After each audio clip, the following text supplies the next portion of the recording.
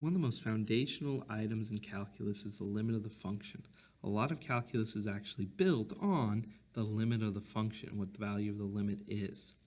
Now, the limit of the function is a little different than the value of the function, although oftentimes they are the same thing.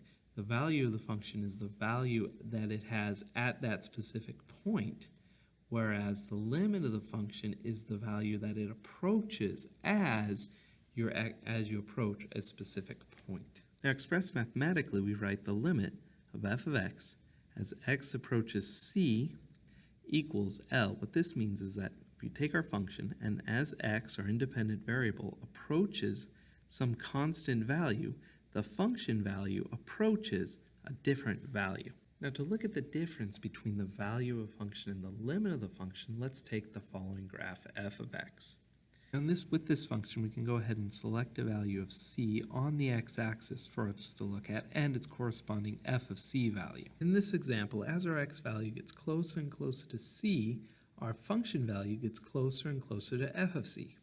So for this case, our limit of our function as x approaches c is the same as the function value evaluated at c. If instead f of c was defined by a point off of the function, as shown here where f of c is actually above the function value, now in this case, as x approaches c, our f of x value doesn't approach f of c.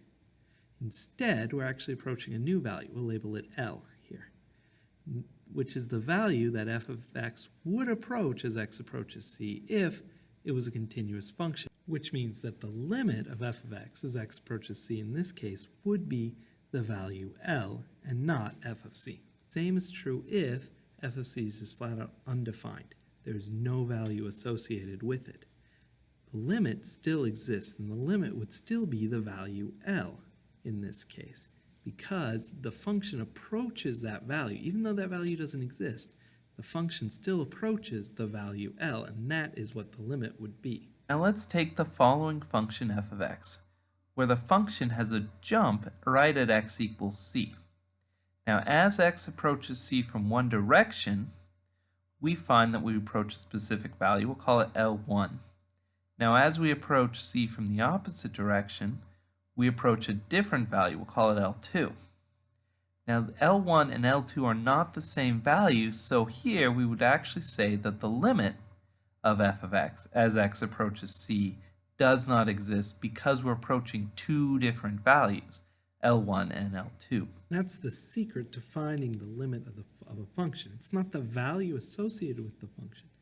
It's the value that the function is approaching as we approach our specific value. If we're approaching two different values, then we say that the limit doesn't exist. So the limit will only exist when we approach the same value from both directions.